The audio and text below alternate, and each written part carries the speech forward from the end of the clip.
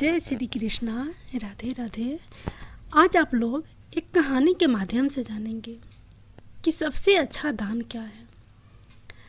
दोस्तों, हम सभी अपने जीवन में कुछ ना कुछ दान करते हैं, लेकिन क्या आपको पता है कि सबसे अच्छा और उत्तम दान कौन सा है?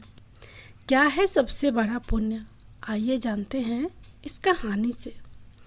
काशीपुर नाम के एक गांव में हरीश नाम का एक आदमी रहता था, जो लकड़ी काटकर अपना जीवन यापन करता था। वह अपनी पत्नी के साथ रहता था। जलाऊं लकड़ी से होने वाली कमाई पर्याप्त नहीं थी। भोजन और कपड़ों की हमेशा ही कमी रहती थी। एक दिन परेशान होकर हरीश की पत्नी उससे बोली, कितने ही दिन देख लो, यही कमाई रहेगी। कोई त्यौहार नहीं होता, कोई जश्न नहीं होता। इस जलाऊं लकड़ी को काटने और बेचने के बजाय तुम शहर जाकर कुछ काम क्यों नहीं कर लेते? कितने सालों तक हम ऐसे ही जीवन व्यतीत करेंगे? हरीश बोला, देखो, मैं हमेशा तुम्हारी बात सुनता हूँ। कितनी बार मुझे कहना पड़ेगा कि मैं इस गांव को नहीं छोड़ सकता। शहर में यहाँ की तरह शांति नहीं है। मैं नहीं चाहता कि अगली बार हमारे बीच यह बात निकले। उसकी पत्नी कहती है, अब हम क्या करें? मैं भी यहाँ उस पाप की वजह से ही हूँ जिसने तुम्हें बांध रखा है। ठीक है, खाना बन गया है, खाओ और जाओ। भोजन करने के बाद हरीश लकड़ी काटने चला जाता है। चलते चलते काफ़ी आगे निकल जाता है। वह सोचने लगता है, आज तो बहुत दूर चला आया। मुझे एक बड़ा पेड़ चाहिए, लेकिन मुझे एक भी नहीं मिला। वहाँ एक पेड़ है, पर काफ़ी छोटा है। इससे मेरा क्या होगा? ठीक है, आज के लिए इससे ही काम चलाना पड़ेगा। वह एक पेड़ काटता है और अपने सिर पर जलाऊं लकड़ी का एक बंडल रखता है और उस लकड़ी को बेचने के लिए जाता है। यह क्या, लकड़ी खरीदने वाला कोई नहीं है? क्या इन सब लकड़ियों को मुझे घर लेकर जाना पड़ेगा? फिर रास्ते में एक आदमी उसे आवाज़ लगाता है, सुनो लकड़ी बेचने वाले, इधर आओ। यह जलाऊं लकड़ी कितने की है?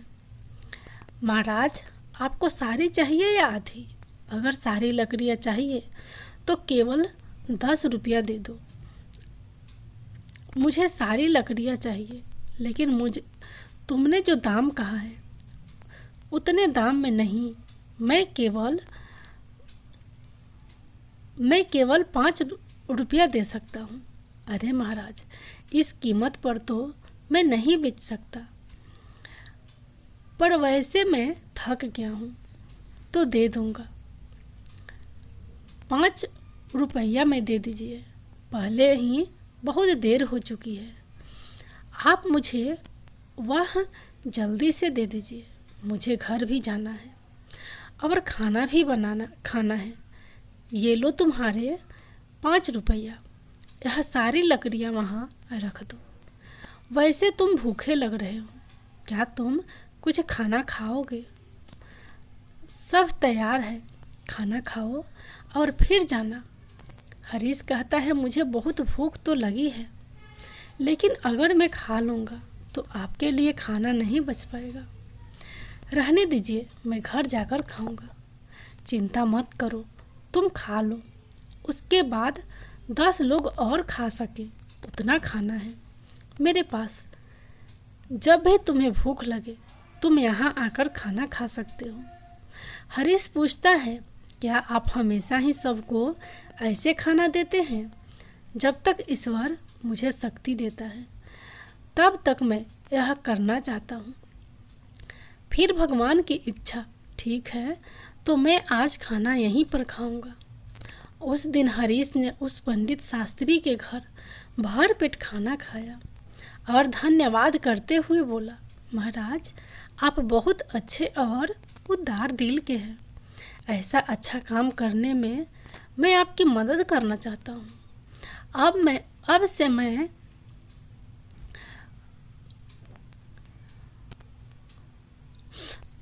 मदद करना चाहता हूँ। आपसे मैं 10 रुपया वाली कीमत की लकड़ियाँ 5 रुपया में दूंगा। ठीक है, तो अब मैं चलता हूँ। ठीक है बेटा, सकुशल जा। हरीश ने काटी हुई सारी लकड़ी पंडित शास्त्री को 5 रुपए में दे दी और घर के लिए निकल गया। उसकी पत्नी बोली, क्या हुआ? इतनी देर तक क्या कर रहे थे? क्या आज तुमको कोई अच्छा सौदा मिल गया? लाओ पैसे। हरीश बोला, देखने जाओ तो सौदा अच्छा नहीं था। रप मिले हैं, रोज से कम ही हैं। यह लोग क्या? सच में तुम मुझे 5 रुपए दे रहे हो? मैंने सोचा था कि जितना तुम रोज देते हो उससे दुगुना तो दोगे, लेकिन तुमने मुझे उसका आधा ही दिया है। तुम इतने लंबे समय से कहाँ थे? क्या कर रहे थे? अरे मैं लकड़ियाँ बेचने निकला था, पर कोई खरीद ही नहीं रहा था, तो मैं हमारे पास के गांव गंगापुर में मिस्टर शास्त्री नाम के एक ब्राह्मण के घर गया था। वहाँ पर जो भी जाता है वह उन्हें प्यार से खाना खिलाते हैं। ऐसे लोगों के लिए हमें कुछ ना कुछ जरूर करना चाहिए।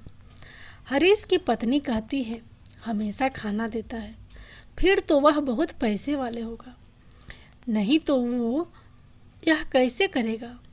इतने लोगों को खाना देने वाले की तुमने कैसे मदद की? हरीश बोला, वो इतने अमीर नहीं है जितना तुम सोच रही हो।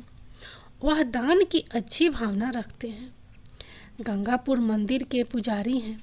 वह अपनी कमाई से ही खाना देते हैं सबको।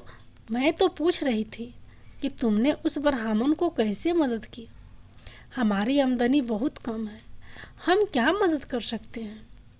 स्वर्ग जाने के बारे में मत सोचो, पहले धरती के बारे में सोचो। फिर हरीश कहता है, तुम्हें पता भी है मैंने क्या किया? मैंने उन ब्राह्मण से कहा कि जो लकड़ी मैं लाता हूँ उसे आधे दाम में दे दूँगा और कल से कुछ लकड़ियाँ उनके लिए और बाकी लकड़ियाँ हमारे बेचने के लिए काटो। पत्नी बोली, इतना ही काफ़ी है, लेकिन अगर तुम जलाऊं लकड़ी के दो ढेर नहीं काटे सकते तो तुम ऐसे ही 5 रुपये लेकर वापस आओ। 5 रुपये में घर कैसे चलाऊं? तुम ही बताओ। हरीश बोला, जो मैं चाहता हूँ उसे पूरा करने की पूरी कोशिश करूँगा। और फिर भगवान की इच्छा, मैंने उनके घर खाना खाया है, तुम भी साथ चलना खाना खाने। हरीश हर दिन जलाऊं लकड़ी काटता था और मिस्टर शास्त्री के किए वादे के मुताबिक सिर्फ 5 रुपये लेता था। एक दिन मिस्टर शास्त्री भोजन करने बैठे ही थे, तभी बाहर से आवाज़ आई, महाराज लकड़ी लाया हूँ, 5 रुपये दे दीजिए। यहाँ आकर अपनी लकड़ियाँ ले लीजिए ताकि मैं चला जाऊँ। फिर शास्त्री ने कहा, देखो हरीश, मैं आज तुम्हें 5 रुपये नहीं दे सकता, तो तुम्हारी लकड़ियाँ लो और जाओ वापस। क्यों जाऊँ? यहीं के लिए लाया हूँ, पैसा कल दे देना। मुझे बहुत भूख लगी है तो कुछ खाना खिला दीजिए। खाना तो खिला ही सकते हैं ना, वैसे भी आप सभी को खिलाते हैं। बहुत अच्छे हरीश, पहले अपने पैर धो लो, तब तक मैं भोजन की व्यवस्था करता हूँ। मिस्टर शास्त्री घर में जाकर अपनी पत्नी को यह बात बताते हैं। उसकी पत्नी बोली, तुमने ऐसा वादा क्यों किया? हमारे घर में खाने के लिए कुछ भी नहीं बचा है सिवाय उस खाने के जो आप अभी खाने वाले हैं। हम इस समय हरीश को कैसे खिलाएंगे? पूरा खाना खत्म हो चुका है। क्या आपको यह पता है? अरे इसमें ऐसी भी क्या बात हो गई? तुमने मुझे जो खाना परोसा है वह हरीश के लिए काफ़ी है। सोच रहा हूँ कि आज उपवास कर लूँ और मुझे बताओ कि तुम ऐसा कितनी बार करोगे? जब हमारे पास उतना नहीं है तो यह सब क्यों करना है? वह सब कहाँ से लाएं? सब भगवान देता है। पहले हरीश को खिला के आओ। पंडित शास्त्री ही थे जिन्होंने खाना दिया भले ही उनके पास ना हो। एक दिन हमेशा की तरह हरीश लकड़ी काटने जाता है। वह सोचता है जंगल के सामने के सारे सूखे पेड़ तो मैंने काट दिए, अब बाकी बचे हरे पेड़ जंगल के अंदर जाना थोड़ा मुश्किल लग रहा है। मैं इससे पहले कभी इतना अंदर नहीं गया, मुझे सावधान रहना चाहिए। जंगली जानवर हो सकते हैं, अगर मुझे कुछ हो गया तो यह सोचकर हरीश जंगल के बीच चला जाता है। इतनी दूर आ गया पर कोई पेड़ नहीं मिला। यह अच्छा लग रहा है, एक शाखा ही काफ़ी है।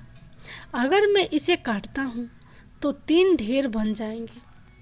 पहले ही बहुत देर हो चुकी है। ऐसा सोचकर हरीश उस बड़े पेड़ पर चढ़ गया और उस डाली पर बैठकर उसी डाली को काटने लगा। बहुत बड़ी शाखा होने के कारण शाखा टूटकर बगल के पेड़ के नीचे टीले पर गिर जाती है। फिर अचानक ही वहाँ एक तपस्वी प्रकट हो जाती है और क्रोध में बोलते हैं, मेरी तपस्या किसने भंग की? लगता है वह तुम ही थे। मैं तुम्हें श्राप देता हूँ, तुम कुत्ते बन जाओगे। फिर हरीश घबरा कर कहता है, अरे महाराज, मुझे नहीं पता था कि आप यहाँ नीचे बैठे हैं। मैं यहाँ 100 साल से तपस्या कर रहा हूँ और तुमने मेरी तपस्या भंग की है। हरीश ने कहा, मैं तो रोज पेड़ काटने आता हूँ और जलाऊं लकड़ियाँ बेचता हूँ। मैंने जानबूझकर ऐसा नहीं किया, मुझे माफ़ कर दीजिए। महाराज, कृपया इस शराब को वापस ले लीजिए। मैंने आकर तुम्हें शराब दिया क्योंकि तुमने मेरी तपस्या थोड़ी। इस शराब को वापस लेना संभव नहीं है। तुमने मेरी तपस्या तोड़ी, इस शराब को वापस लेना संभव नहीं है। जिसने शराब दिया है उसके लिए ही संभव नहीं है। पर मैं तुम्हें एक उपाय बताता हूँ, सुनो। हरीश बोला, कृपया मुझे बताइए महाराज, मैं इस शराब से छुटकारा पाने के लिए क्या करूँ? तुम ऐसे लोगों को ढूंढो जो सबसे अच्छा दान देते हो। उनके खाने के बाद अगर उनके खाने में कोई भी दाना बच जाता है तो उसे खाकर तुम शराब से मुक्त हो जाओगे।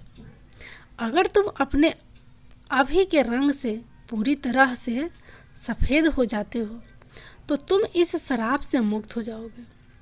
हरीश रोते हुए कहता है, मैं अपनी पत्नी को रोज़ाना जलाऊं लकड़ी काटने से मिलने वाले पैसों से सहारा देता हूँ। अब मैं कुत्ता बन गया हूँ तो मेरी पत्नी का क्या होगा? महाराज, चिंता करने की ज़रूरत नहीं है। तुम्हारी पत्नी को कपड़ों की कोई कमी नहीं होगी। भगवान है जो इसकी व्यवस्था करेंगे। इस बार जब शराब टूटेगा तो तुम अपने कष्टों से मुक्त हो जाओगे और धन धान्य से सुखी जीवन व्यतीत करोगे। हरीश शराब के कारण कुत्ते में बदल जाता है। मुझे अब इजाज़त दीजिए महाराज। इतना कहकर वह शराब से छुटकारा पाने के लिए यात्रा शुरू करता है। वह सोचने लगता है, जैसा ऋषि ने कहा था, मुझे सबसे अच्छा दान देने वाले कहाँ मिलेंगे? मेरी कुछ भी समझ में नहीं आ रहा था। पंडित शास्त्री है ना, वह बड़े ही उदार दिल के आदमी हैं। अब ने पहले प्रयास के रूप में पंडित शास्त्री के पास जाता हूँ। हरीश कुत्ते के रूप में शास्त्री के घर जाता है। शास्त्री अपनी पत्नी से कहता है, चलो अच्छा हुआ, आज मैं बिना किसी परेशानी के सभी मेहमानों को खाना खिला पाया। सच में मैं बहुत संतुष्ट हूँ। भगवान मुझे उन सभी को खाना खिलाने की शक्ति दे जो आज यहाँ आए हैं। शास्त्री के खाना खा लेने के बाद उसकी पत्नी ने बाकी खाना बाहर फेंक दिया। हरीश कुत्ते के रूप में वहाँ आया और शास्त्री के खाने से बचा हुआ खाना खा लिया। खाना खाते ही उसका आधा शरीर तुरंत सफ़ेद हो जाता है। हरीश खुश होकर कहता है, मुझे लगा ही था कि पंडित शास्त्री बहुत ही उदार आदमी है। मुझे तुरंत ही आधे शराब से मुक्ति मिल गई। लेकिन पूरी तरह शराब मुक्त होने के लिए किसी दूसरे आदमी को ढूंढना होगा। कोई आसपास मिल सकता है, शायद मुझे शराब से मुक्ति मिल सकती है। अगर दिए गए शराब से मुक्ति मिल जाती है तो शराब से मुक्त होने के बाद मैं धन्य और सुख के साथ रहूँगा। मैं चाहे कितने भी साल लकड़ियाँ काट लूँ, कभी इतना बड़ा नहीं बन पाऊँगा। लेकिन यह तो मेरे साथ अच्छा ही हुआ। मुझे शराब देने के लिए बहुत बहुत धन्यवाद महाराज। इतना कहकर हरीश दूसरे आदमी को खोजने लगता है।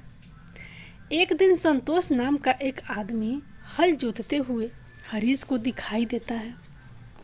यह देखकर हरीश उसके घर के सामने जाता है। वहाँ से गाय दान लेने वाला सुरेश गाय को लेकर संतोष के बारे में सोचता है। संतोष बहुत ही पवित्र आदमी है। वह सिर्फ मुझे ही नहीं, कई लोगों को गाय दान कर रहा है। ऐसे लोगों को आशीर्वाद मिलना चाहिए। हरीश उसकी बातें सुनकर कहने लगता है, वाह वाह, आज मुझे शराब से मुक्ति मिल जाएगी। यह आदमी उस पंडित शास्त्री के सामने ही होना चाहिए जो सबसे अच्छा दान कर रहा है। रुक कर देखता हूँ कि वह कब खाना खाता है। हरीश के वहाँ बहुत देर तक इंतजार करने के बाद संतोष ने अपना खाना खाया और पत्ते को बाहर फेंक दिया। हरीश तुरंत जाकर उस पत्ते को बचा हुआ खाना खा लेता है। हरीश आश्चर्य से कहता है, अरे कोई रंग नहीं उतरा। संतोष ने गाय का दान किया था, फिर रंग क्यों नहीं बदला? मुझे कुछ समझ नहीं आ रहा। वह वापस आकर शास्त्री जी के घर के बाहर बैठ गया। वहाँ दो आदमी आपस में बात कर रहे थे। अरे सुशील, आज संतोष ने फिर गाय का दान दिया। वह चाहे कितना ही दानी दिखता हो, वह हमेशा गांव के बाहर वालों को ही बुलाकर दान देता है। अगर तुम सच जानोगे तो चौंक जाओगे। उसकी सारी गाय 2 महीने से ज़्यादा दूध नहीं देती। उसे यह पहले ही पता होता है और फिर उन्हें बैठा कर क्यों खिलाए, इसलिए दान कर देता है। वह कभी दूध देने वाली अच्छी गाय दान नहीं करता। ऐसा है क्या? अगर वह ऐसा करता है तो अवश्य ही उसे पाप लगेगा। हमारे राजा की तरह कोई भी नहीं कर सकता। एक महान दानी है, 1 हफ्ते से खाना दे रहे हैं और कल आखिरी दिन अन्न दान के साथ वस्त्र दान भी करने वाले हैं। वह वहाँ सबके साथ 1 हफ्ते से खाना खा रहे हैं। कभी उनके जैसा धर्मी देखा है कहीं? अरे यह तो कुछ नहीं, उन्होंने हमारे लिए अच्छी सड़कें बनवाई हैं। हर जगह कुएं और तालाब भी खुदवा दिए हैं। मतलब उन्होंने बहुत कुछ किया है। ऐसा धर्मी मैंने कहीं नहीं देखा। यह बातें सुनकर हरीश बहुत खुश हुआ। उसके मन में विचार आया कि चलो अब तो तय है कि मुझे शराब से मुक्ति मिल जाएगी। मुझे तुरंत राजा के पास पहुंचना चाहिए। वह राजमहल के बजाय लोगों के साथ खाना खा रहे हैं। इस अवसर का लाभ उठाना चाहिए। अगले ही दिन हरीश उस जगह पहुंच गया जहां राजा खाना देता था। वहां उसने राजा को कपड़े बांटते हुए देखा। वह सोचने लगा, राजा कितने अच्छे हैं। वह खाना देने के साथ साथ सभी लोगों को कपड़े भी दे रहे हैं। मैं जिस दूसरे आदमी को ढूंढ रहा था, अवश्य ही यह वही राजा है। राजा के खाने तक इंतजार करना होगा। राजा के खाने के बाद सैनिक उस पत्ते को बाहर फेंक देते हैं जिसमें राजा ने खाना खाया था। यह देखकर हरीश वहाँ जाता है और पत्ते में से खाना खाता है। फिर आश्चर्यजनक रूप से खुद को देखकर कहता है, अरे यह क्या, इतने महान दानी राजा का भोजन करने के बाद भी मेरा रंग नहीं बदला। यह शराब तो दूसरी तरह का लग रहा है। मुझे तुरंत उस ऋषि के पास जाना चाहिए जिसने मुझे शराब दिया। हरीश उस स्थान पर पहुंचता है जहां ऋषि थे। वह ऋषि को प्रणाम करता है। तपस्वी उसे निराश देखकर पूछते हैं, क्या हुआ हरीश? ऐसा लगता है कि तुम्हें अभी तक केवल एक ही आदमी मिला है, केवल आधा रंग बदला है। क्या तुम्हें और कोई नहीं मिला? शराब मिले हुए बहुत दिन हो गए। फिर हरीश कहता है, मुझे तो शंका है। पंडित शास्त्री का खाना खाकर मैं आधा सफ़ेद हो गया हूँ।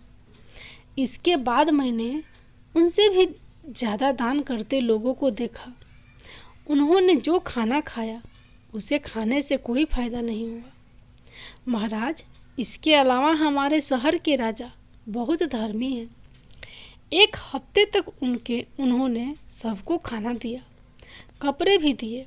इतने धर्मपरायण आदमी द्वारा खाया हुआ खाना खाने के बाद भी मैं शराब से मुक्त नहीं हो पाया। इसमें कुछ रहस्य है महाराज, मुझे नहीं समझ आ रहा। आप ही बताइए ना महाराज। फिर ऋषि ने उससे कहा, तुमने जितने को भी देखा उनमें से किसी के भी द्वारा दिया गया दान सच्चा दान नहीं था। संतोष ऐसी चीज़ें दे रहा था जिसकी उसे ज़रूरत नहीं थी। अगर उनकी ज़रूरत होती तो वह उन्हें दान ही नहीं करता। ऐसे ही राजा को कुछ भी देता है उसे दान नहीं माना जाएगा, क्योंकि राजा खुद नहीं कमाता। वह तुम्हारे द्वारा दिए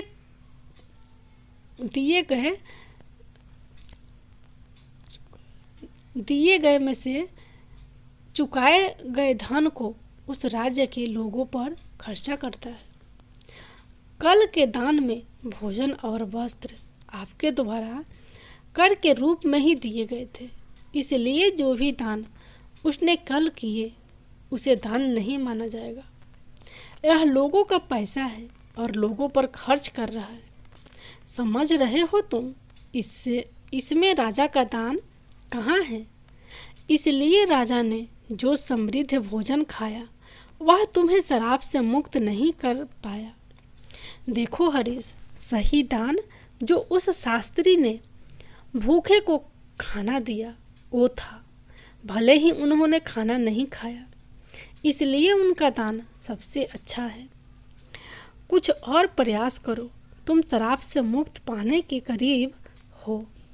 समझ गया महाराज। धन्यवाद। हरीश उदास मन से वहाँ से चला जाता है। बाप रे, कितनी दूर चला आया, बहुत भूख लगी है। अच्छा होगा कि पास में कुछ खाना मिल जाए। वहाँ पास में एक बूढ़ा आदमी घड़े में पानी ले जाता हुआ उसे दिखाई दिया। वहाँ दो लोग बातें कर रहे थे। उस बूढ़े आदमी को देख रहे हो? वो घड़े में पानी लाता है और वहाँ रखता है। इस धूप वाले रास्ते से गुजरने वाले के लिए पानी लाता है। यह बूढ़ा आदमी ऐसा लग रहा है जैसे यह 90 साल से अधिक का है। इसका काम कबीले तारीफ है। बूढ़ा आदमी जो खाना लाया था उसे निकाल कर खाने लगता है। भूखा हरीश बूढ़े आदमी के पास जाता है। बूढ़ा आदमी अपने खाने में से कुछ लेता है और हरीश को देता है। हरीश इसे खाते ही शराब से मुक्ति पाकर एक आदमी बन जाता है। उसने बूढ़े आदमी को धन्यवाद किया और वापस लौट आया। क्या बात है, दान कभी भी छोटा या बड़ा नहीं होता। दूसरों की भूख मिटाने वाले शास्त्री और प्यास बुझाने वाले उस आदमी जैसा होता है। सबसे अच्छा दान खुद के बजाय दूसरों की मदद करना होता है। ऐसे ही चलते चलते हरीश अपनी पत्नी के पास गांव पहुंच जाता है और खुशी से रहने लगता है। उधर पंडित शास्त्री ने इतना दान कर दिया था कि उसके पास खाने को भी कुछ नहीं रह गया था। जब उसकी पत्नी ने उससे कहा कि पास के गांव में एक सेठ जी रहते हैं और वह पुण्य को मोल में खरीद लेते हैं, अतः आप उनके पास जाकर और अपना जो कुछ भी पुण्य है उसे बेच करके कुछ पैसा ले आइए, जिससे अपना कुछ काम चल जाए। शास्त्री की इच्छा ना रहते हुए भी वह पत्नी के बार बार कहने पर वहाँ जाने को तैयार हो गया। उसकी स्त्री ने उसके खाने के लिए उसे 4 रोटियां बनाकर साथ में दी थी। वह अपने घर से चल दिया और जब उस नगर के समीप पहुंचा जिसमें वह सेठ रहते थे, वहाँ एक तालाब था। वहीं स्नान आदि कर्मों से निवृत्त होकर वह रोटी खाने के लिए बैठा ही था कि इतने में एक कुतिया उसके सामने आ गई। उस कुतिया ने वन में बच्चों को जन्म दिया था। उसके बच्चे और वह कुतिया सभी 3 दिनों से भूखे थे। भारी बरसात हो रही थी, उसी के कारण वह बच्चों को छोड़कर शहर में जा सकती थी। कुतिया को भूखा देखकर शास्त्री ने उस कुतिया को एक रोटी दे दी। उसने उस रोटी को खा लिया और दूसरी रोटी दी तो दूसरी रोटी को भी उस कुतिया ने खा लिया। इस प्रकार उसने एक एक करके 4 रोटियां कुतिया को खिला दी। कुतिया रोटी खाकर तृप्त हो गई।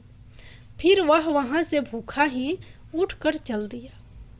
फिर वह उस सेठ के पास पहुँचा। सेठ के पास जाकर उसने अपना पुण्य बेचने की बात सेठ से कही। सेठ ने कहा, आप दोपहर के बाद आइए। उस सेठ की पत्नी बहुत पतिव्रता थी।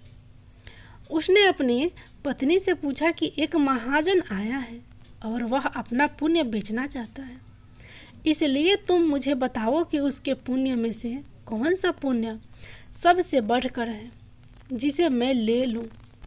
सेठ की पत्नी ने कहा, आज तो उसने तालाब पर बैठकर एक भूखी कुतिया को 4 रोटियां दी हैं। उस पुण्य को खरीदना चाहिए क्योंकि उसके जीवन का यह सबसे बड़ा पुण्य है। नियत समय पर शास्त्री सेठ के पास आया और सेठ से बोला, आप मेरे पुण्य में से कौन सा पुण्य खरीदेंगे। सेठ ने कहा, आज आपने जो यज्ञ किया है हम उसी यज्ञ के पुण्य को लेना चाहते हैं। शास्त्री बोला, मैंने तो आज कोई यज्ञ नहीं किया, मेरे पास तो इतना पैसा ही नहीं था, मैं यज्ञ कैसे करता और कहाँ करता। इस पर सेठ ने कहा, आपने जो आज तालाब पर बैठकर एक भूखी कुतिया को 4 रोटियां दी है, मैं उसी पुण्य को लेना चाहता हूँ।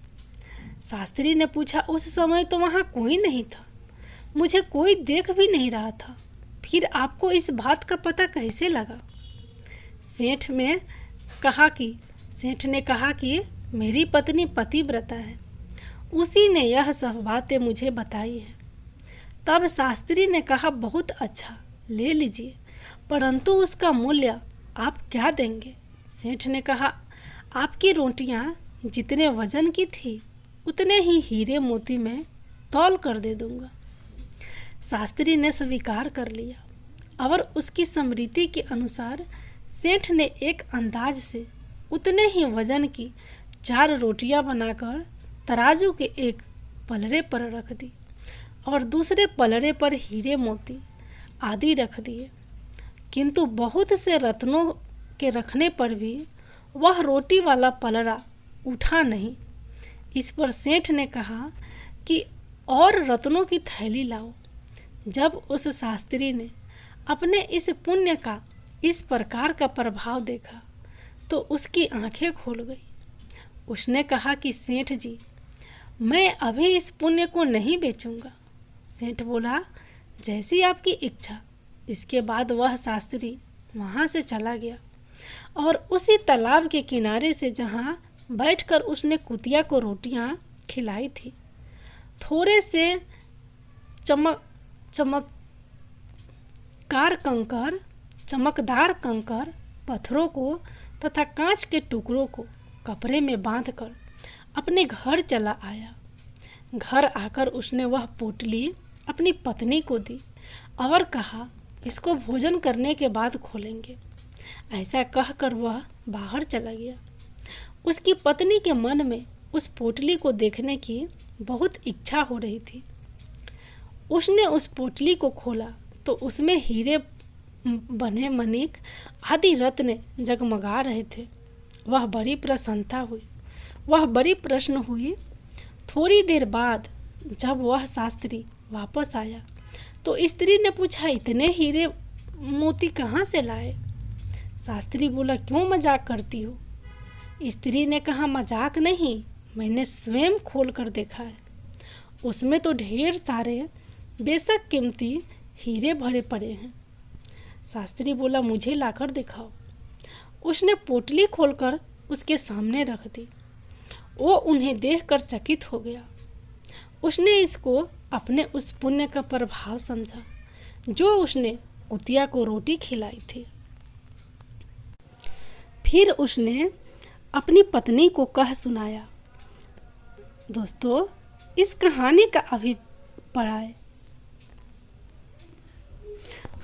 रोटियां खिलाई थी। फिर उसने अपनी यात्रा का सारा वृत्तांत अपनी पत्नी को कह सुनाया। इस कहानी का अभिप्राय यह है कि अभावग्रस्त आतुर प्राणी को दिए गए दान का अनंत गुना फल हो जाता है। वही सबसे बड़ा दान होता है और सबसे बड़ा पुण्य भी होता है। भगवान की दया के प्रभाव से कंकर पत्थर भी हीरे मोती बन जाते हैं। इस प्रकार दीन दुखी और अनाथ को दिया गया दान उत्तम है। किसी को संकट के समय दिया हुआ दान बहुत ही लाभकारी होता है। भूकंप, बाढ़ या अकाल आदि के समय आपातग्रस्त प्राणी को एक मुट्ठी चना देना भी बहुत उत्तम दान माना जाता है। वह सबसे बड़ा पुण्य होता है। और जो विधि पूर्वक सोना, गहना, तुला दान आदि किया जाता है या दिया जाता है, उससे उतना लाभ नहीं होता जितना आपत्ति काल में दिए गए थोड़े से दान का होता है। इसलिए प्रत्येक मनुष्य को आपत्तिग्रस्त, अनाथ, विकलांग, विधवा आदि की सेवा करनी चाहिए।